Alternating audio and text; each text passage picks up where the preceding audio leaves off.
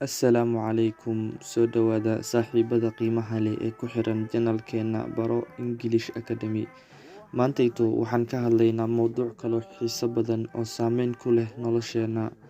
Mowduucani waa topic about religion. Waa mowduuc ku saabsan diin.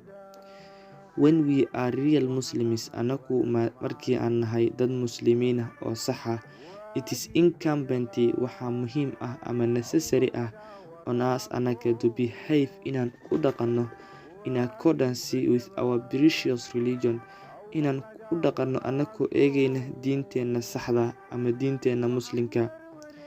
If we obey haddii aan adeecno Allah his orders, Ilaahay amaradiisa, we will get waxaan helaynaa Allah his mercy, alle naxariistiisa, and forgiveness iyo cafiskiisa. Yacni haddii aan adeecno Ilaahay amaradiisa oo aan waajibaadkiisa gudano, waxaan helaynaa Allah his mercy, alle naxariistiisa, and forgiveness iyo cafintiisa.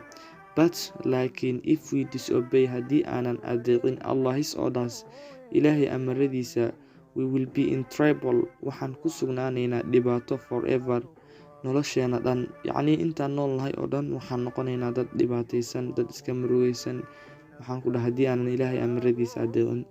In the doomsday, maalinta qiyaamana, there will be waxaa jiri doona a great punishment, ciqaab aad u weyn, which no human, kaas oo qof bili-aadana can bear uusan xamili karin. Yacni markii qiyaamaha la tago, qofka haddii uusan adeecin Ilaahay amaradiisa, waxaa jiri doona ciqaab aad u weyn oo lagu abaalmarinayo dadkaas aanan adeecin amarada Ilaahay, kaas oo qof bili-aadana uusan xamili karin. So sidaa daraadeed, it is better for us, waxaa noo muhiim ah. So sidaa daraadeed, isn't it better for us, miyaysan muhiim u ahayn anaka to save inaan ka badbaadino our bones lafaheena from the hellfire, dabka naarta. Yacni naarta inaan lafaheena ka badbaadino miyaysan muhiim noo ahayn anaka? Su-aal laisweydiinayo waaye. Way muhiim weynoo tahay inaan ka badbaadino nafteena ama lafaheena naarta.